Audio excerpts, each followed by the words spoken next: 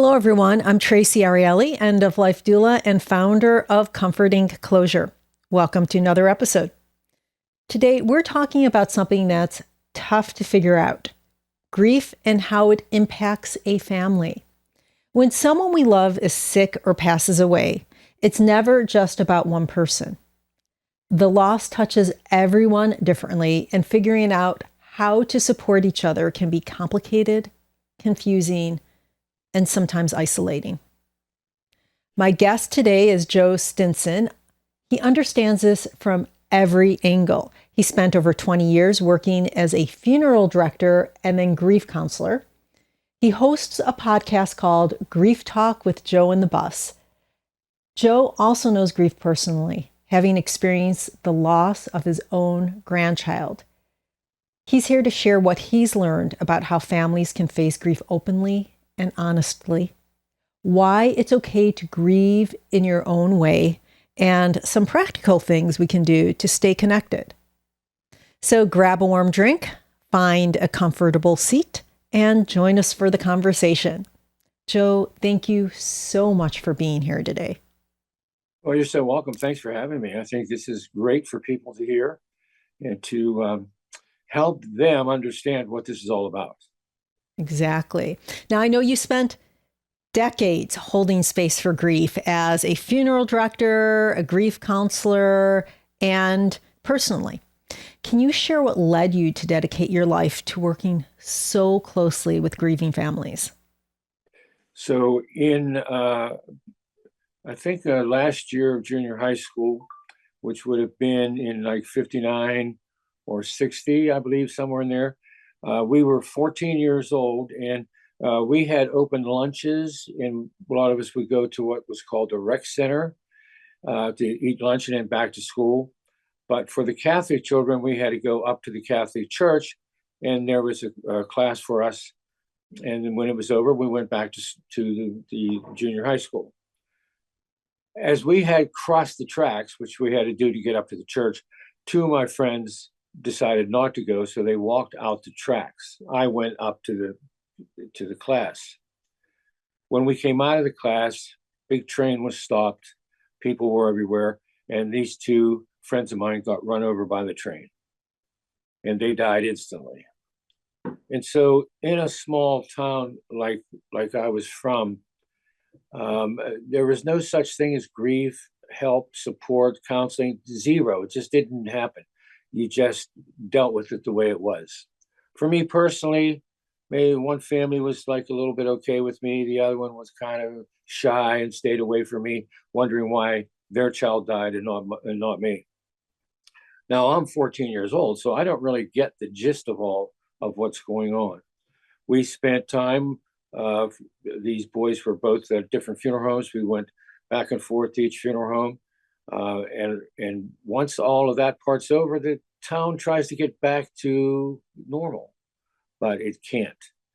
And neither can anybody else who was affected by it. So being the last one with them has always been, an issue. It kind of helped me get into funeral practice. I knew a fellow, became very, very good friends with him. And he brought me in. I worked in a funeral home part-time while I was in college, and then I went off to mortuary school, and I became licensed. And when you're working in a funeral home and your education is just about funeral directing, embalming, and those sort of things, there's nothing about grief.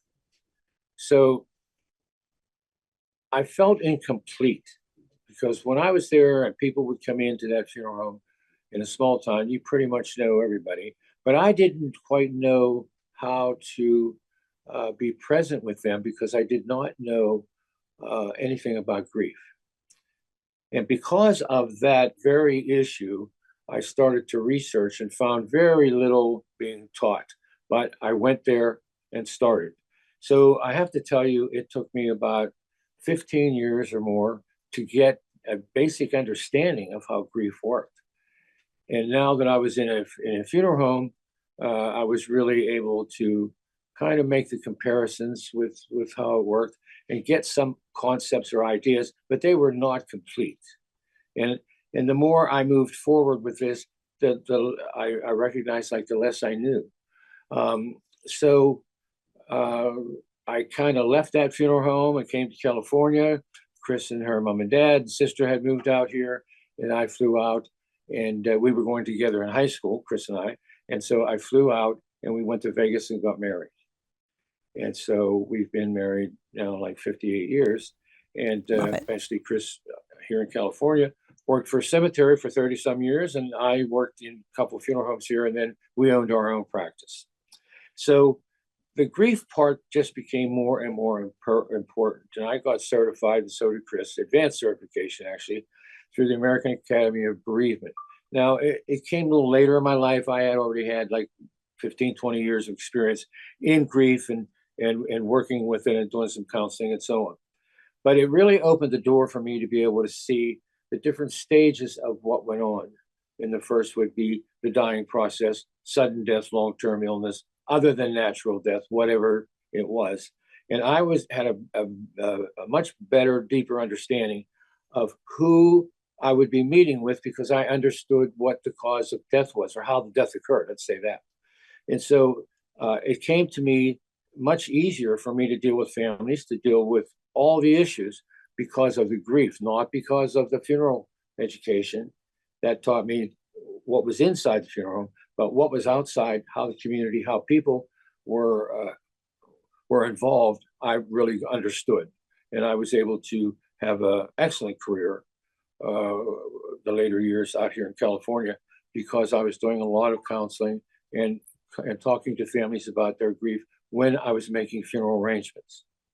So it really was the part that made me, or helped me, deal with my own grief, because I was actually working in grief and helping others.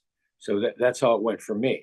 So I kind of took care of myself, but through education and through practical use, being practical in my own funeral. Yeah. Now, I know that you've spoken openly about the loss of your own grandchild. How did experiencing grief within your own family shift how you understood grief and how it functions in family systems? So for Maglio, there was a big difference here, because he was severely handicapped. It was genetic. So he didn't walk, he didn't speak, his eyes moved, he didn't move. He was he had a trach, so he was on oxygen all the time, and he had a feeding tube, and he had pretty much 24-hour care, and he was at home. And so we had many experiences of him coming very close to death, back to the hospital, many times over his 12 years. So when he finally had the major event that took his life, we were kind of all gathered around and supporting each other. But you know, I'm a grief counselor as well as a funeral director, so I'm playing a major role in this, other than just being a griever. I'm an active person in all that's going on. And when I'm doing that, when I'm busy, you know, with what I do, the funeral director, the grief part, it's not as much about me as it is about the whole issue with all of us together, how we're all doing, myself included. And it's not that I do counseling for my own family. I don't do that, but I have a great awareness, and they all know I have a great awareness. So it's probably different than normal type of a death where somebody's ill and dies. But when you have somebody who's so severely handicapped, you're dealing with grief constantly, every day of his life. And so does all the rest of my family. And, you know, it was just, I'm not sure how to say this. I talk to myself about this sometimes. I'm a very slow person to deal with loss. I had a funeral director friend of mine died back in Pennsylvania. And it's so funny. I still talk about, you know, him not being here, but I'm not sure if I go into real deep grief or any of that. And I'm sure it's because I'm so involved, active in involvement in grief, and I still do grief counseling, private. And so it all kind of gets mixed up in what I do. And I don't think I've ever pulled myself apart from all of that, like put everything that I do aside and then pay attention to me. I don't think I've ever done that. I've always worked, always been active, thinking through, listening to what others are doing, and working at keeping them safe as they make their journey. Sometimes, like Becca, the mother of Maglio, my daughter, she is in counseling and has been for a while. It's very devastating to her because she had to make up for all those years. You know, she didn't have normal growth for a young person like that because all her dedication was to Maglio. So she's now, this is interesting how grief works. She is these years later still working through her grief. So grief has no end. There is no finish. There is no how do I want to say this, resolve that's permanent. You're okay. You move on one day. It isn't like that. You will always grieve those losses. They will always be with you. It's just, are you capable of healing yourself physically, psychologically, emotionally to continue to live your life? Yep. Where a lot of people that are going through grief give up on their life because grief takes over, and it's very difficult. I agree. I think that I do a lot of grief coaching, a lot. And I think that my view of grief, it has given me permission, seeing it and understanding it. And to grieve when I need to grieve and to be okay with that and to sit with that. And I think that it's very freeing to be accepting of that grief. It's different. Yeah, I agree with you. I agree with that. Absolutely. But I think so different the way that people do it. I just look at myself about how I deal with loss. And I deal with it probably much more from a clinical standpoint than I do my own personal. Now, why I don't go there personally, I don't know. I mean, I really don't know. This is what I do. I'm always so wrapped up in how the loss affects what it did. Who are the survivors? They can be friends, they can be family, they can be whomever. Yep. There's I've had a lot of death where friends come in. They were the caregivers. They're registered, and they are the caregivers. And the many ways death is handled, the many ways that people actually take a look at it and deal with it, from the funeral part, however that would be, to years later and how they're handling that grief. The other part that I do want to mention, though, that comes up, and this comes up with our own family, and it comes up with other people, and that's called complex grief, or whether you've had more than one loss.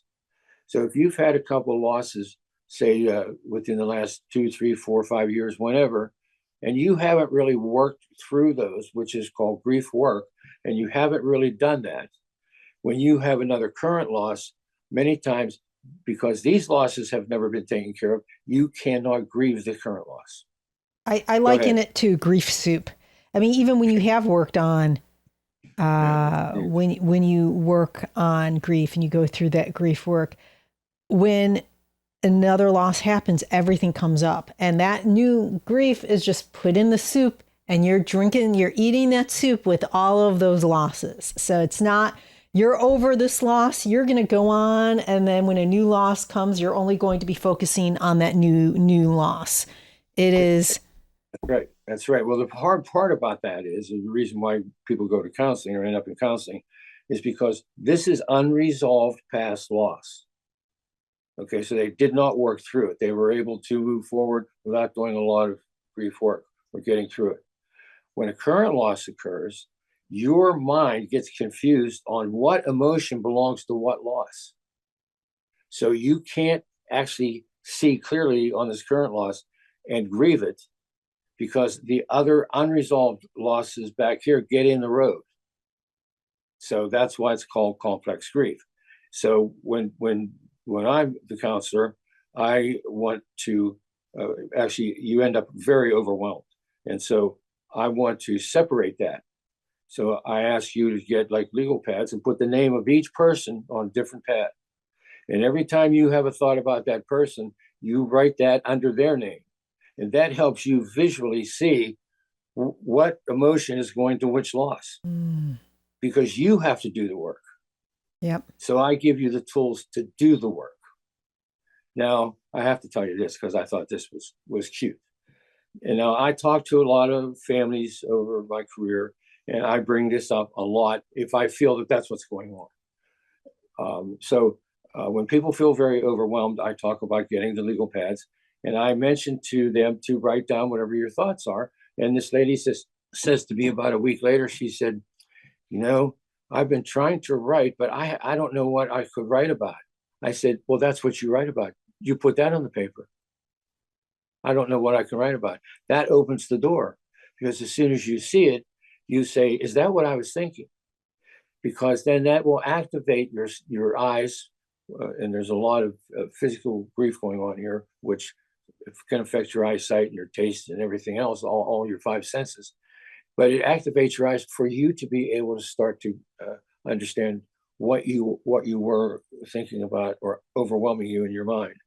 The more that you write, the more that you empty this overwhelmed feeling related to grief, put it on paper, your mind is now open to accept what's new coming.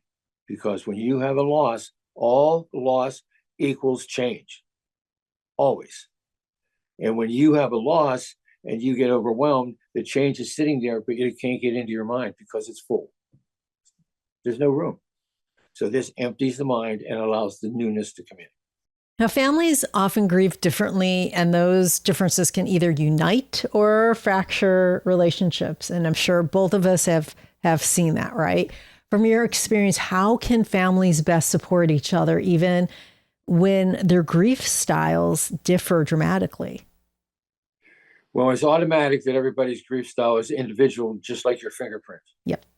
There are no two relations. You could have identical twins, still have two different relationships with parents, let's say. Okay. So from the very onset, let me give you this little example. So people would come into the funeral home. Let's say there's four: a surviving spouse, her brother, and two adult children. And they're sitting there. There are four different relationships sitting in front of me. My job is to bring up a few things and let them talk so that the other family members hear them. That's how they begin to see the difference. Well, they begin to see how mom felt, and then because probably they have not really talked about this because of my opening the discussion. And the more that they hear each other, the more that they understand that that's different than me. So they get to see firsthand that they are grieving differently. It's altogether different for each person.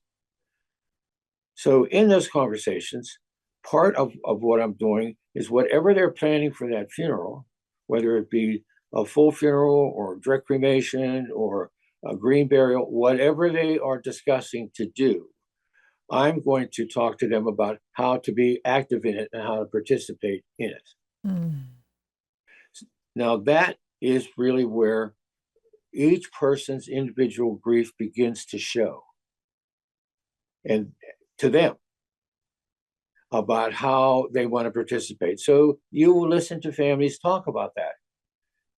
And what has happened in the time together is we've opened the door for them to actually talk about that, not mom making all the decisions and everyone else just sits there. So that's the first part of them identifying their own grief.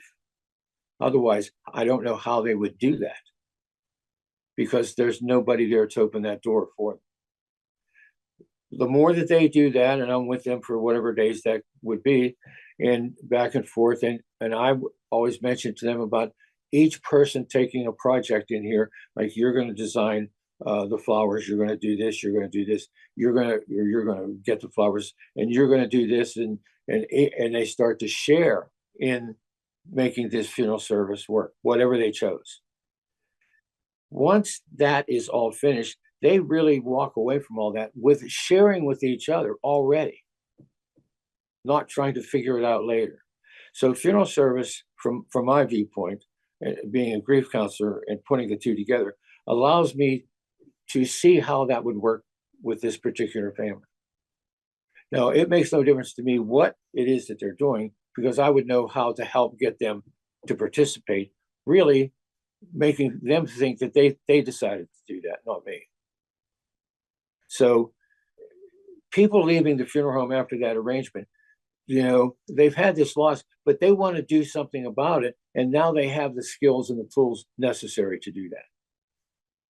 And that has always been a keynote for me, to be able to help families arrange things the way they want them and open the door to let them do that. I don't want it to sound like I'm opening the door for them. They open their own door. I can give them the tools necessary to do that. And that has really helped. So I have to know what's going on in funeral practice for all these different types of services, and what we can basically provide them with ideas, concepts. And then being a grief counselor, I'm able to see how they are actually participating, at what level. So from there, it gets really complex, because I'm listening to 4 different people reacting to this loss, 4 different people saying in many cases that they're going to take care of each other, and they're going to do this. And so I am able to see a very positive approach, which is the whole point of the work I do, is to take this very difficult, negative part of their life's journey and turn it into a positive. So we're looking, in a sense, that a person who dies, this is about the beauty of their spirit and their soul. So when you're taking care of that part, you're focused on them, but you're also involved. And so we have to make room for you to participate in the way you want to do it. So it gets complex, and it takes having a vast amount of tools available to provide. So it is not that I get so far and don't know what to do. And I will tell you that I kind of made that decision, and that's really based on the grief counseling. You can't do grief counseling if you get to a point where somebody's asking you questions and you don't know what to do. You can't do it. Because if you turn them off, they may never go back to get help because of the severity of the turnoff. It's a very dangerous area to be in. So before I ever got real active, I made sure that would never happen. I would know exactly what to do. So that's how in depth I went with grief training, let's say it that way. So as I say, yeah, it's not easy, Maybe it takes a toll on me. I don't know. I'm still doing it. I'll be 80 years old. I'm still doing it. I was in funeral practice for 55 years. So it hasn't stopped. I'm able to take care of myself. I live a good life. I have a band now. We're playing tomorrow morning. And, I'm active in everything I do, and I have a good time. Well, so I don't know. Maybe I don't know why that is. I look at it too, Well, I think that being involved in death care and grief care, that you have a different perspective on what's important and how to live your life. I mean, when you're in it every single day, it's like you make all of the shoulds go away, I think. And yeah, I think you're right about that. Yeah. And it's like we're here to live our lives. And so you learn really quickly how you either burn out or you learn how to take care of yourself. And so it is. The burnout is the danger. Yeah, it is. It is a real danger. But if you can't take care of yourself, then that burnout, your body will make you take care of yourself. And then you'll have to step away, of course. And that is, in that instance, it is a good thing that you step away then, right? I mean, yeah, I agree with you 100%. I'm surprised after all this, and everything that I've seen and been through about death. And I worked in a hospital, and I was a past deputy coroner, so I did forensic and medical pathology, and spent a lot of time in there. I did the eye nucleation surgery for cornea transplants, nationally certified, University of Pittsburgh Department of Ophthalmology Medical School. So, my training is extensive in many of these areas. And I selected to get that training. I mean, it wasn't put upon me. I'm the one that would reach out and be an active member of doing all that work. And it never bothered me. The more I did, the better I felt. It was just, I felt that I was doing something. It's very tedious, a lot of that work. And I can do those little tiny tedious things, people that have died and had accidents where their face has been damaged. And I can take my time and I can put one eyelash on at a time. I can do all of that tiny little minute um, uh, short of care things, let's say, and even like the eye enucleation, it's a very, very thin membrane that you have to cut through, thinner than saran wrap, and to preserve those corneas and go back in the back of the eye and separate the arteries and veins and the nerves, and get those eyes sent off for corneal transplants. So, and I like all that work. I mean, I still do, tiny little minute things here. I'm kind of an artist in a way, and so I like it, and it's curative to me. It's part of what keeps me going, is to go and do those types of things. Are you telling me? I find that interesting. Are you telling me, Joe? Because I've been to your home in your garage and in your bus. Are you telling me that you left out your basement where you have all of this really neat stuff? That you didn't show me your basement with all of this stuff?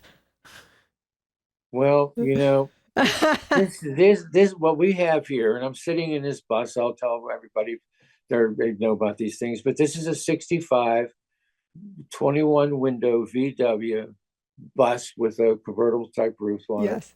And we've had it for a long time. And it's been to many Grateful Dead shows and to Big Sur and clear down to Pismo Beach. Chris and I have had a blast driving in this. It's a wonderful ride. And we've had a blast. So it became, part of everything that we do. And then we would have these egg dye, tie-dye Easter parties on Easter Sunday. And we would have bands here, actually excellent performers too, very, very good people. And we would get, a lot of people come here, and we'd have one just grand, good old time every Easter Sunday for 29 years. I have to tell you, don't start something and get into it too long, because it's hard to quit. You don't know when to quit, But we kept it going. People gave us a lot of stuff to put in this garage. Like you saw the T-shirts covering the whole ceiling and all the rest of the memorabilia here. So it's not all ours. This is what people started to bring to us, thinking now that we're like a museum, because it's not only the garage, but now it's in the rest of the house. It's full of all this. And people have been so kind to give us wonderful things just because they thought they would be safe here and we would take care of them. So it's funny that being a caregiver for a career, and Chris in the cemetery practice for 30 some years, being caregivers, it's amazing how we ended up being caregivers for all the memorabilia that we have here. It's a really unique, and you could feel the love in the community when you go to your home. People that would come here. It was always about hugs and I love you and listen to good music, and nobody went down any other road. There was no about what do you do, where are you from. It's just, it's just more about the other part. And that became a part of what Chris and I fell in love with when we got to California. So we continue. Now, going back to our original subject about grief and family dynamics, and I kind of want to bring in culture and religion into this. And, how have you seen maybe different, especially living in the Bay Area, we've all different cultures. How have you seen that impact grief? People who are really, different cultures, or people who are really religious. Can you talk about that? Or Sure. It's interesting because, first of all, in the Bay Area, there are so many religions. It's not possible for me to talk about them all. And some are a little more public, meaning, the friends of that community, and some are very, very private. We have been asked to take the person who died dress them and put them in whatever casket they're using and take them back to the residence.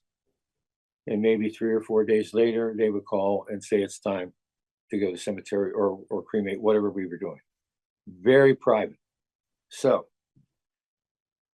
we all know about public services, the Catholic, the Protestant, the Jewish, etc. But because they're from all over the world, there's no way I knew of, anyway, as a funeral director, to get the total understanding of what it was that they were following in their religion. But as far as the funeral part of it, whatever they would tell us, obviously we're going to do. And there are I really feel privileged to be here, to be able to be as a funeral director in all of these different types of religious beliefs and concepts, because I got to watch the people participate and what that participation meant to them.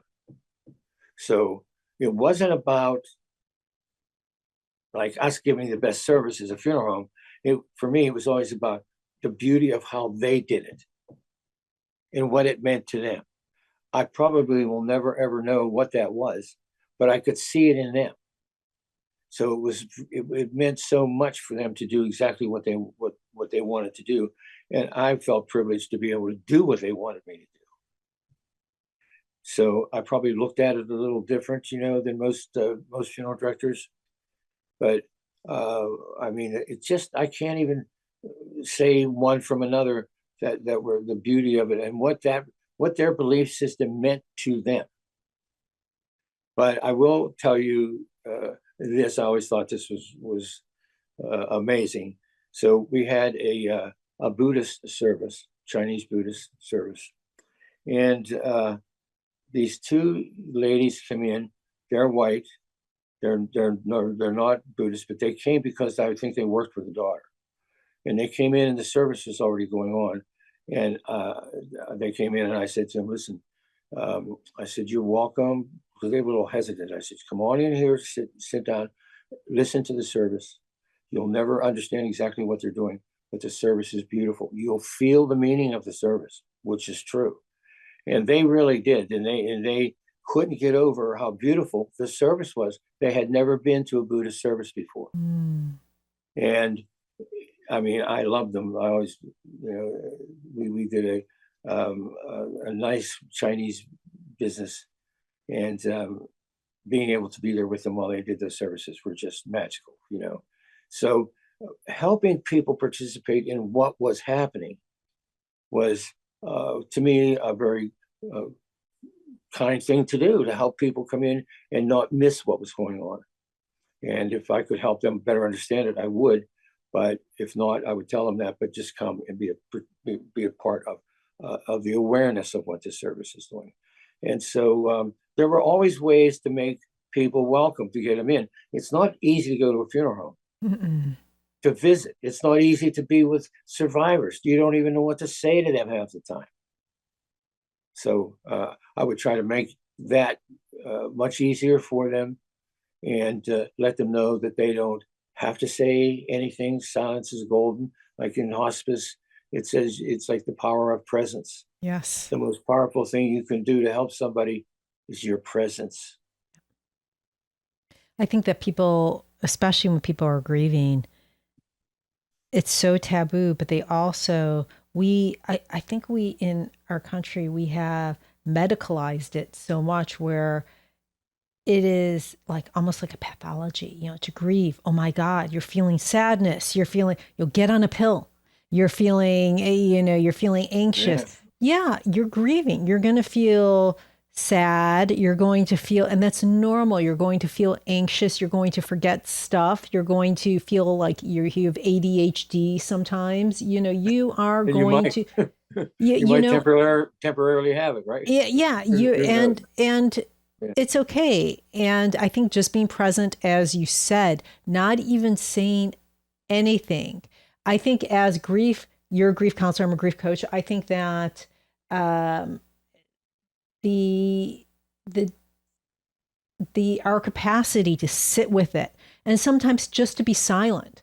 I mean, our job is sometimes to be silent and let the person be where they're at and to talk and to feel, because they don't get that in our society. I mean, I look forward to the day where I'm not needed because our society is so healthy that people could sit together with grief and support each other. Listen, I agree with you 100% because on my show, I did a series of, I didn't forget the title, how it's titled it, but it was about learning about grief in your life because it's everywhere. Yep. You're going to go through just age changes. You're going to go, people in their 20s and then they're in their 30s and then they're in their 40s and they freak out because now they're 40. That's all because they lost this and they have to change to this. They have a hard time. Grief is everywhere. Death, divorce, loss of job, aging, retirement, income issues, just name it. They're all grief issues. Yep. And people were never taught how grief works, how it affects us. Yep. I've always had a very big disagreement with grief in the grief world for workers who are given, I think 3 days. Yes, 3 days. We're given 3 days when a loved one dies. When a person in our immediate family dies, we get 3 business days off. And they want you back to work and it's all good. Yep. So, I just really believe that teaching about grief should be a part of what we learn as we grow up. But it involves somebody dying, and nobody wants to hear about anybody dying. I have to tell you this was brought up to me years and years ago. You watch all those old Western movies and all those cowboys getting shot, you never saw any blood and you never saw a funeral, right? Yep. We deny grief. It's not a part of what we are. We don't even recognize when grief occurs. Yep. Myself, I'm a course writer too, so I wrote a course a long time ago. But anyways, one of the classes we taught, or I had a partner that would help me teach a little bit, was in high school, because you had 12 years of the same routine. And all of a sudden, one day it ends. One day you're in it, and the next day you're not. Very, very difficult because all your family members treat you different and change. You have changed, they have changed, but nobody wants to recognize that change took place. So it's complex for the family, and hoping that, let's say this, we have 12 years of a prescribed way to operate and behave, 12 years of school. Then when you graduate, I think people feel that the child should continue in that same mode. Is we're going to get you ready for college. You're going to do this. You're going to do this. And it's all spelled out for you. Well, it doesn't quite work that way, but it's because I don't think that they understand that a major change took place. So in high school, we taught the seniors of what's going to happen at the end of the school year. You're going to see these big changes, and you may not know what to do, and your family may not know what to do. But it's all about change. All loss equals a change. Yep. All the time. And we are in a society that does not understand what that loss means, that it's going to change. You're hurt because the loss occurred, but you don't know you're going to have to change to something. And when you do, and you don't have, you didn't have the time or the right to make the choices were made for you. That's the difference between unresolved loss and resolved loss. Can you share some of the practical exercises or rituals families can use to be connected, not only during or before the event happens, that anticipatory grief, and what they can do after, that shift happens, after the death happens? What can they do to help each other? Well, in that anticipatory grief area, it's really a very confusing area. But I want to tell you this story because I will never forget it. This lady was taking care of her mother. She had a sister who lived back east. As time went on, taking care of the mother, sometimes they get to a point where there is nothing by mouth. Because if that patient would take something by mouth, they could aspirate, meaning some will go in the lung, and they will end up with aspiration pneumonia within a day. If that person dies with aspiration pneumonia and the doctor puts that on the death certificate, it has to be referred to the coroner because they're going to want to know who gave them food. Yeah. Was it in a nursing home, or if they were at home, did somebody give them food? The point of the story is that the lady in the East was upset with her sister because she wasn't feeding mom. She wasn't allowed to feed mom because she couldn't swallow. The girl in the East, the sister, felt that because of not feeding her, that's why she died. So she's accusing her sister here as killing mom. Interesting, huh? Yep. So I'm sitting with the daughter who's here, and she's telling me this story. And she says, you know, I want to kill my sister. She made this time taking care of my mom horrible. All she did was accuse me, and I feel horrible. And I said to her, well, in so many words now, I said to her, well, before you kill your sister, and we have 2 funerals, let's wait and see, because you told me your sister's coming. To me, I hear that she could be involved with the funeral, but she could not be involved with taking care of her mother. That's why you're taking care of her. So we solved it right there. She couldn't take care of mom, but she could help with the funeral.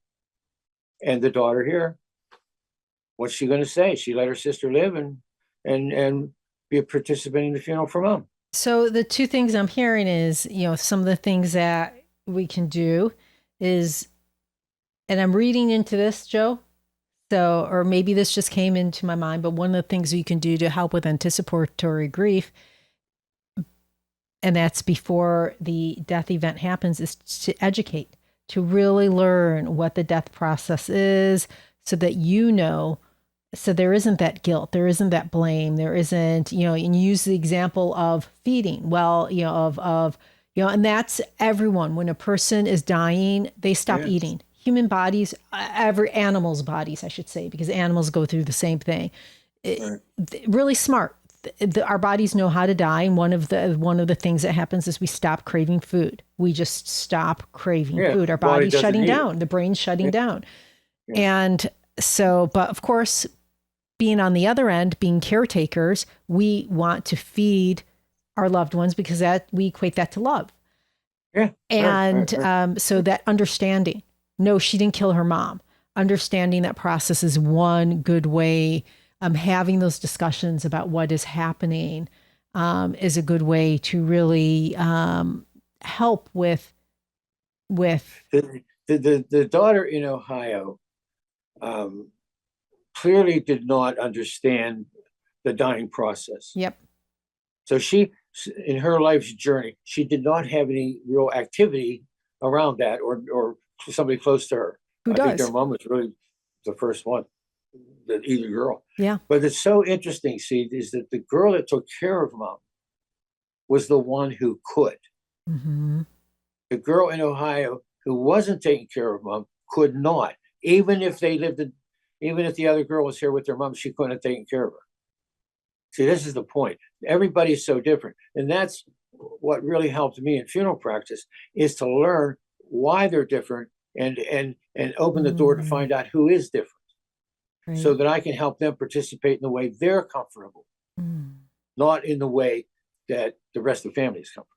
Interesting. It's not a group. It's not a group thing. It's an individual, always.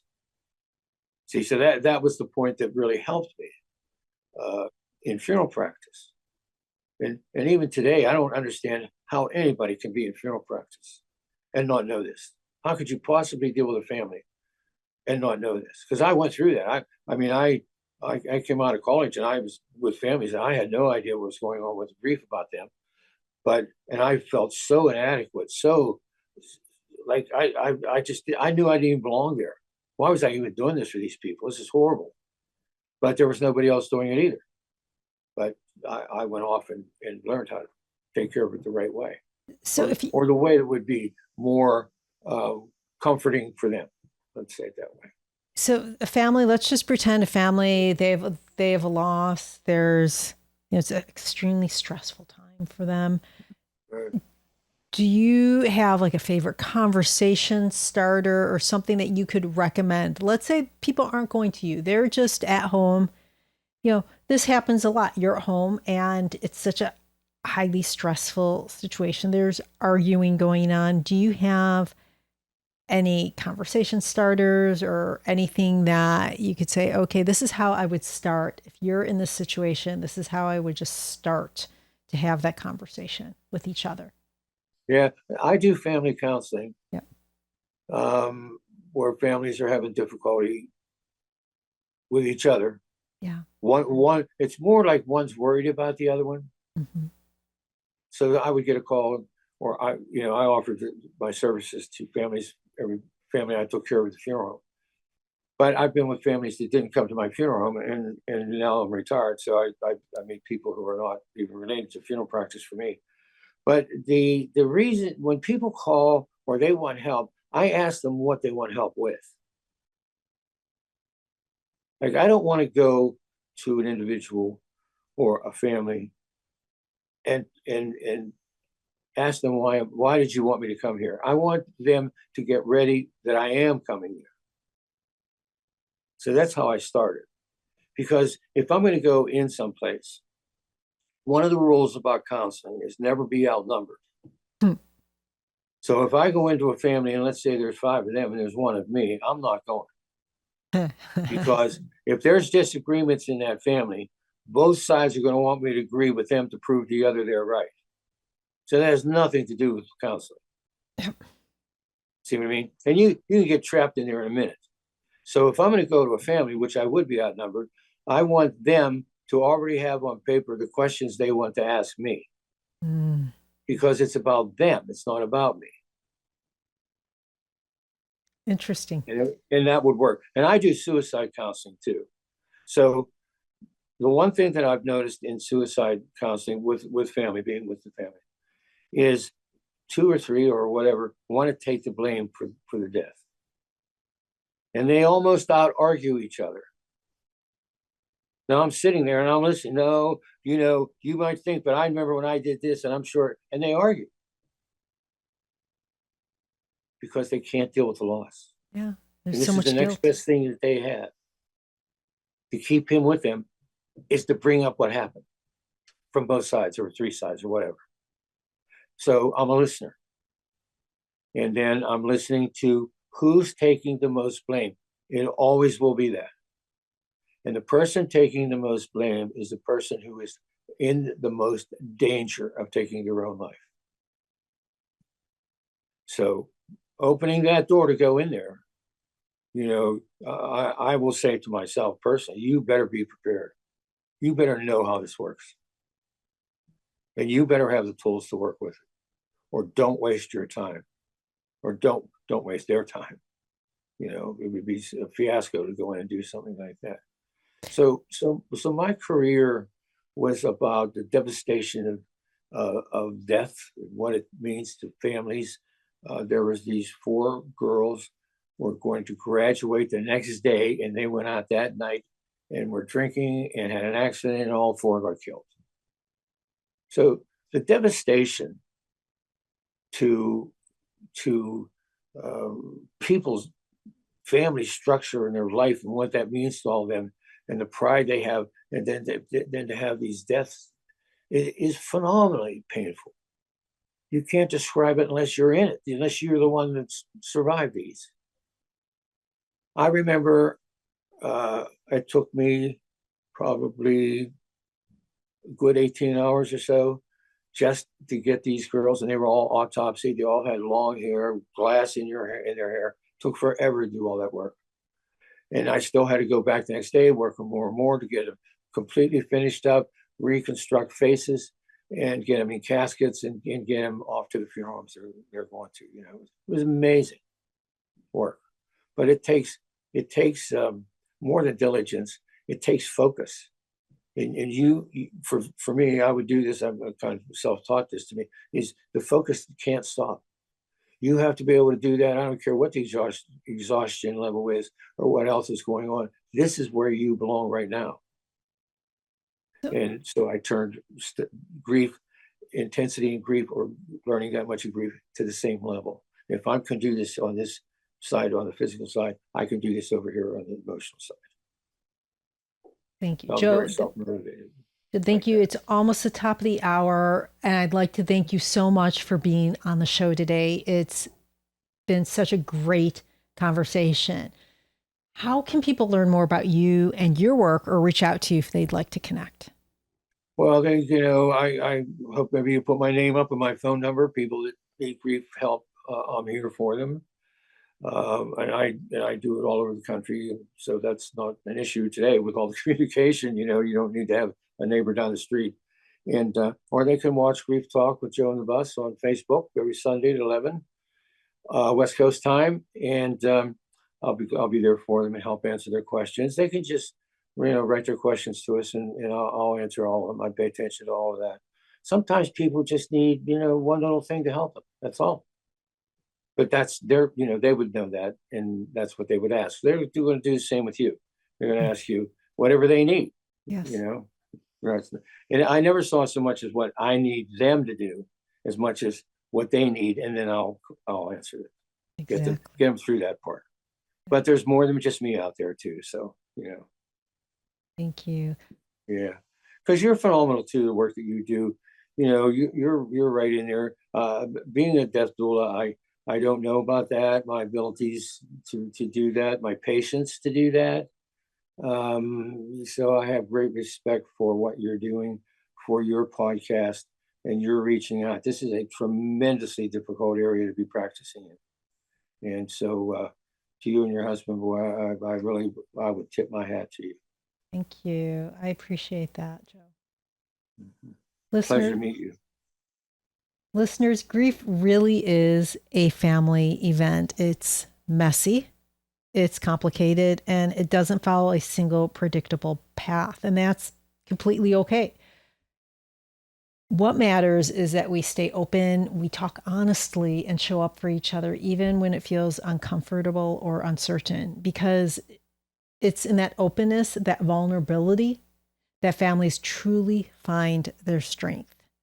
Thank you for joining us. If you have any questions, please comment below or reach out to me directly. And if you found this conversation to be helpful, please like, share, comment, and subscribe.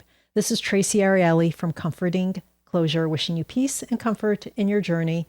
Until next time, take care.